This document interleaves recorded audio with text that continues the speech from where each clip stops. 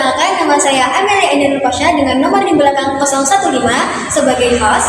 Dan saya Armata Pangestu dengan di belakang 1003 sebagai narasumber. Jadi, podcast kali ini itu untuk memenuhi tugas mata kuliah metodologi studi Islam yang diambil oleh Bapak Lukman. Selamat menyaksikan teman-teman. Jadi hari ini kita akan mempelajari tentang metodologi studi Islam yang mengkaji tentang Islam itu sebagai pedoman hidup dan ilmu. Halo semuanya, jadi hari ini kita akan membahas tentang metodologi studi Islam yang mengkaji tentang Islam itu sebagai pedoman hidup dan ilmu pengetahuan.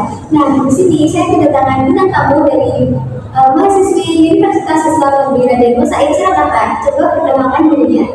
Baik, saya Armata Pangestu, mahasiswa Universitas Musaid Surakarta yang menginjak baru semester 1 dalam prodi Tadris Bahasa Indonesia. Nah, oke. Setelah yang kita bahas yaitu agama dan dimensinya sebagai pedoman hidup manusia. Yang kedua, Islam itu sebagai ilmu pengetahuan. Yang ketiga, pengertian dan sumber agama Islam. Yang keempat, ijtihad sebagai sumber ajaran Islam. Yang kelima, akidah dan filsafat dalam Islam. Yang keenam, ibadah, syariah, dan muamalah. Nah, memasuki materi yang pertama yang akan kita bahas bersama yaitu agama dan dimensinya. Nah, menurut Kakak Arum sendiri ini kenapa sih manusia itu butuh agama? Baik ya. Jadi kenapa sih manusia itu kayak butuh agama? Jadi manusia itu kan butuh arahan. Nah, dan agama itu dapat memberi pedoman moral, kemudian spiritual dan sosial agar hidup itu jadi lebih bermakna. Nah, seperti itu Mbak. Nah, betul banget. Nah, misalnya kalau kita tanpa agama, kita bakal jadi apa? Kemana arah kita? Kita gak bakal tahu apa ya? Kita tuh bakal kayak gimana? Arah hidup kita tuh bakal gak tentu, gak punya arahan, dan gak punya tujuan hidup sama sekali. Nah, melalui agama ini kita bakal ditunjukkan ke jalan yang benar, teman-teman. 1 hour later. Nah, jadi dimensi dalam agama itu ada dimensi akidah, kemudian syariah, kemudian akhlak. Jadi akidah itu dapat mengatur keyakinan, sedangkan syariah itu mengatur perbuatan, dan akhlak membuat kepribadian lebih baik dari sebelumnya, atau mungkin mempunyai tujuan untuk memperbaiki diri yang lebih baik. Oh, seperti itu. Agama merupakan kebutuhan mendasar manusia karena ia memberi arah dan makna dalam kehidupan. Tanpa pedoman, manusia cenderung hidup dalam kebingungan, mudah kehilangan tujuan, dan terjebak dalam orientasi duniawi semata. Dalam Islam, agama tidak sekadar ritual keagamaan, tetapi sistem nilai yang mencakup seluruh aspek kehidupan. Ada 3 dimensi utama agama, yaitu akidah, syariah, dan akhlak. Akidah berkaitan dengan keyakinan atau iman terhadap Allah, malaikat, kitab, rasul, hari akhir, dan takdir, yaitu qada dan qadar. Dimensi ini membentuk dasar keimanan seseorang dan menjadi fondasi bagi amalnya. Syariah adalah aspek hukum dan aturan praktis dalam beribadah serta bermuamalah. Ia mengatur hubungan manusia dengan Allah, yaitu hablum minallah, dan hubungan sesama manusia, yaitu hablum minan nas. Akhlak merupakan manifestasi dari akidah dan syariah dalam perilaku sehari-hari. Akhlak yang baik menjadi bukti bahwa iman dan ibadah seseorang benar-benar berada dalam dirinya. Dengan ketiga dimensi ini, agama menjadi nilai moral, spiritual, dan sosial yang membantu manusia mencapai kebahagiaan di dunia dan akhirat secara seimbang. Nah, lalu kita lanjut ke materi yang Islam itu sebagai ilmu pengetahuan. Jadi disebutkan Islam itu sebagai ilmu pengetahuan melalui metode yang metode apa saja sih Kak? Jadi ada metode Bayani dan itu tuh berbasis teks. Nah, kemudian ada Burhani, itu pakai logika dan rasionalitas. Sedangkan yang ketiga itu ada metode Irfani, yang dimana bersumber dari intuisi dan pengalaman spiritual. Gitu kan? Wah, sangat menarik ya. Betul. Jadi Islam itu nggak mengenal ilmu modern gitu ya? Iya, betul.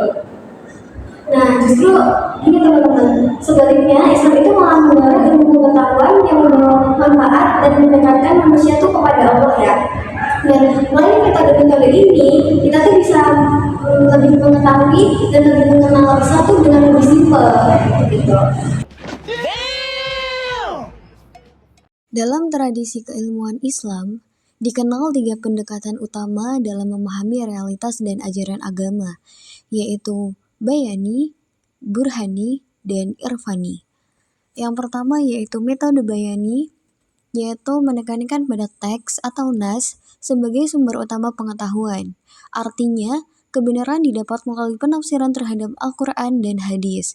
Ini banyak digunakan dalam kajian hukum Islam yaitu fikih dan tafsir. Yang kedua yaitu metode burhani. Digunakan biasanya menggunakan akal dan logika rasional. Ia berakar pada pemikiran filsafat dan ilmu pengetahuan empiris. Pendekatan ini mengajarkan bahwa wahyu dan akal tidak saling bertentangan, melainkan saling melengkapi. Yang ketiga yaitu metode irfani, bersumber dari intuisi dan pengalaman spiritual. Ini digunakan oleh para sufi untuk mencapai pengetahuan batin tentang Tuhan melalui penyucian hati dan zikir. Ketiga metode ini menunjukkan bahwa Islam adalah agama yang terbuka terhadap ilmu pengetahuan, rasionalitas, dan spiritualitas. Islam menolak sains modern, tetapi mengarahkan agar ilmu digunakan untuk kebaikan dan mendekatkan diri kepada Allah, bukan untuk kesombongan manusia. Nah, sekarang kita bahas dasar agama Islam. Nah, menurut Kak Arum, apa sih dasar agama Islam itu? Jadi dalam dasar agama Islam itu, Islam itu dapat diartikan sebagai tunduk dan berserah diri kepada Allah. Nah, sumber ajarannya itu adalah Al-Quran dan hadis, juga ada ijma dan qiyas sebagai ulama. Oke, jadi Al-Quran dan hadis itu kan sebagai kesatuan yang saling mendominasi. Sedangkan ijma dan qiyas itu kan sebuah permasalahan yang belum dijelaskan dalam Al-Quran dan hadis lalu didiskusikan kembali melalui ijma dan qiyas ya. Iya, biar ajarannya itu tetap hidup di tengah perubahan zaman yang dimana setiap tahun itu ada perubahan gitu. Apalagi kita sekarang kan zaman modern ya, pasti sumber agama itu harus kita jaga dan harus tetap relevan di era sekarang. Secara etimologis, Islam berarti tunduk, patuh, dan berserah diri kepada Allah. Sedangkan secara terminologis, Islam adalah ajaran yang diturunkan Allah kepada Nabi Muhammad SAW sebagai pedoman hidup bagi seluruh umat manusia agar mencapai kebahagiaan dunia dan akhirat.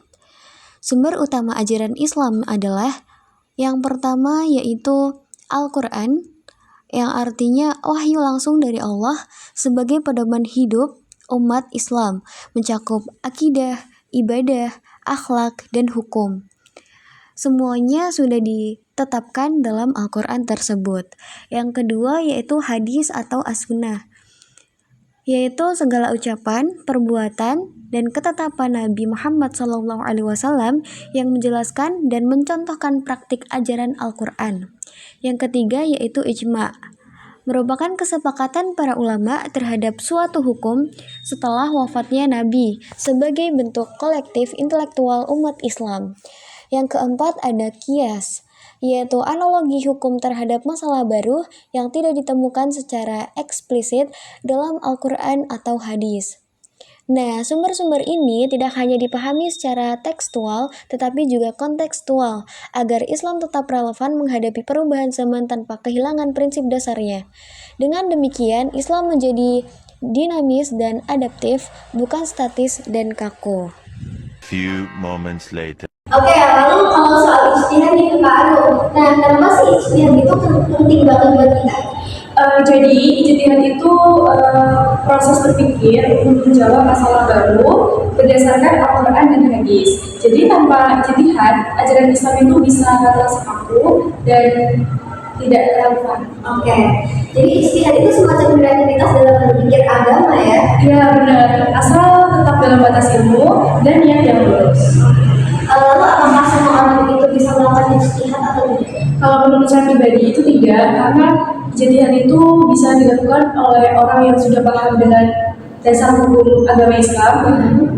Contoh seperti ulama-ulama yang dimana mengetahui mana yang benar dan mana yang salah dan dapat menyelesaikan dari apa yang dilakukan. Oke, jadi pasti yang nonton paham ya? Harus ya. No.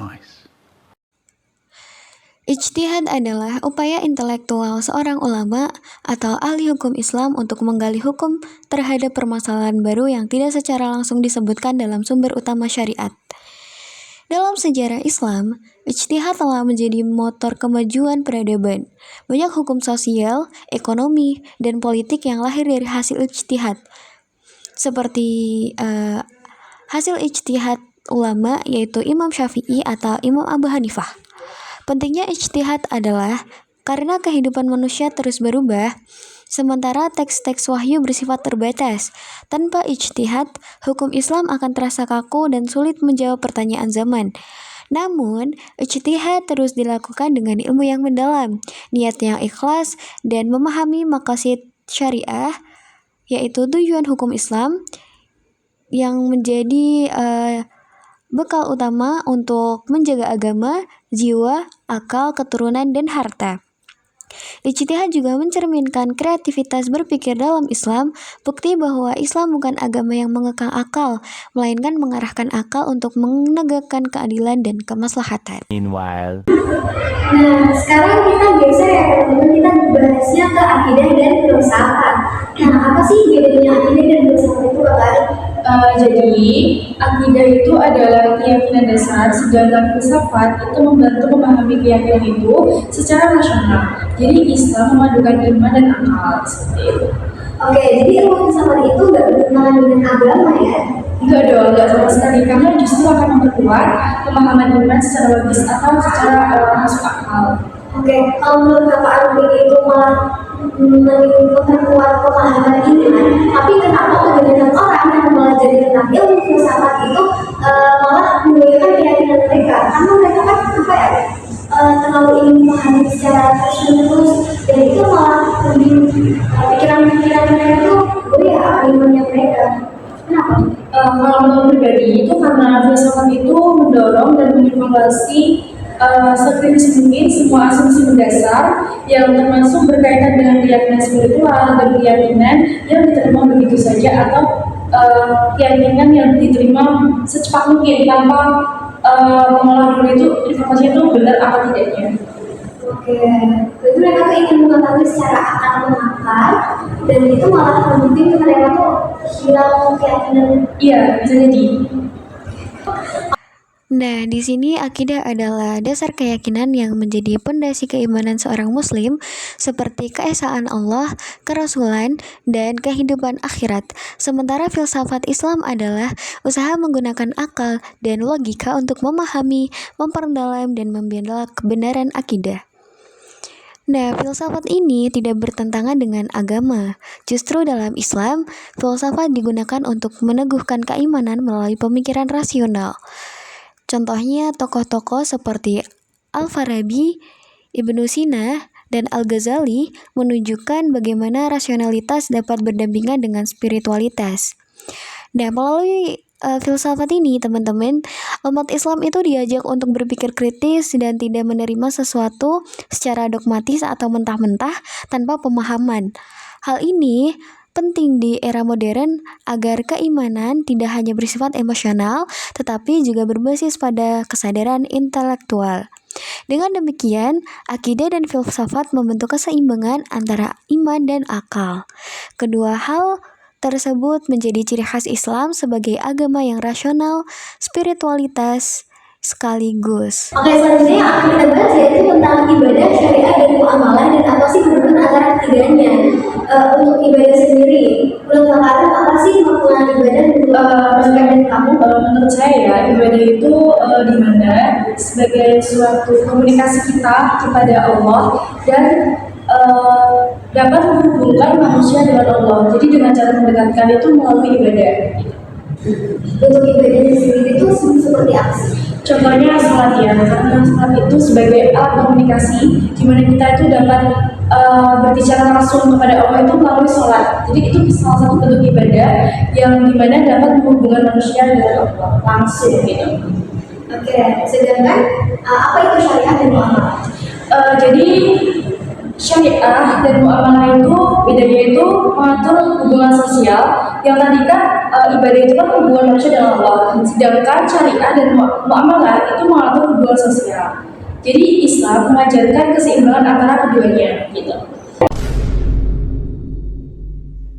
Disebutkan kalau syariah dan muamalah itu mengatur hubungan manusia dan manusia itu hubungan sosial ya. Iya benar, karena hubungan sosial itu dimana kita tuh dapat berinteraksi satu dengan lainnya, entah secara lisan, kayak ngomong langsung tatap muka atau video call, telepon, itu bisa dikatakan sebagai interaksi hubungan sosial. Oh, apakah syariah dan muamalah itu sama? Karena kan itu kan keterkaitan dengan manusia dan manusia lain. Menurutku itu sama aja ya, tapi maksud dari ini itu kayak syariah itu sebagai dasar hukum yang dimana mengatur berjalannya suatu muamalah. Oke, baik. Oh, jadi Islam itu nggak cuma mengatur soal ritual spiritual aja, tapi juga mengatur tentang hubungan sosial ya? Iya betul, karena semua aspek kehidupan punya nilai ibadah kalau dilakukan dengan niat yang benar. Oke, kalau sekarang kan masanya digitalisasi ya, apakah interaksi sosial media itu juga dapat menggantikan hubungan sosial secara langsung? Kalau menurut saya itu tidak dapat menggantikan, karena media sosial itu cuma sebagai alat komunikasi atau alat penghubung gitu. Ibadah, syariah, dan muamalah. Ketiga aspek ini adalah wujud nyata dari pengalaman ajaran Islam dalam kehidupan sehari-hari. Ibadah mengatur hubungan vertikal antara manusia dengan Allah, dan bentuknya bisa berupa ibadah mahdah seperti sholat, puasa, zakat, dan haji. Dan ibadah ghairu mahdah yaitu ibadah yang tidak diwajibkan, yaitu seperti menolong sesama muslim, membagi harta kepada fakir miskin.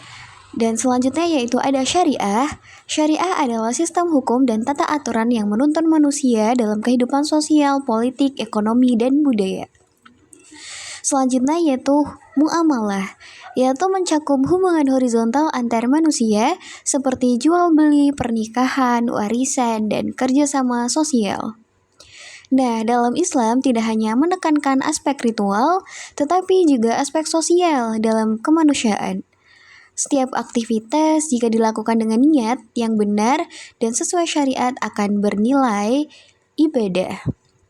Inilah keindahan Islam.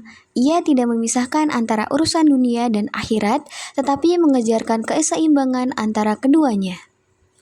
Eventually. Wah, teman-teman, banyak banget ya yang kita bisa pelajari hari ini. Nah, jadi intinya Islam itu bukan cuma identitas, tapi juga cara berpikir dan bertindak ya. Iya tepat sekali, Islam mengajarkan keseimbangan antara akal, hati, dan amal. Nah, jadi kesimpulannya teman-teman, keenam poin yang kita bahas tadi dapat digambarkan bahwa Islam adalah agama yang komprehensif dan dinamis. Ia tidak hanya mengatur hubungan manusia dengan Tuhan, tetapi juga membentuk pola pikir, perilaku sosial, dan pandangan ilmiah. Islam menyeimbangkan akal, hati, dan amal, serta mendorong umatnya untuk terus belajar, berpikir, dan berbuat kebaikan. Dengan memahami 6 aspek ini, kita bisa melihat bahwa Islam bukan sekedar identitas keagamaan, melainkan tata cara hidup, yaitu bisa disebut dengan way of life secara menyeluruh. Bisa jadi inspirasi buat kita semua, dan hari ini saya akan menutup obrolan kita ya teman-teman. Sekian dari kami. Kalau ada salah katanya kami mohon maaf. Wassalamualaikum warahmatullahi wabarakatuh.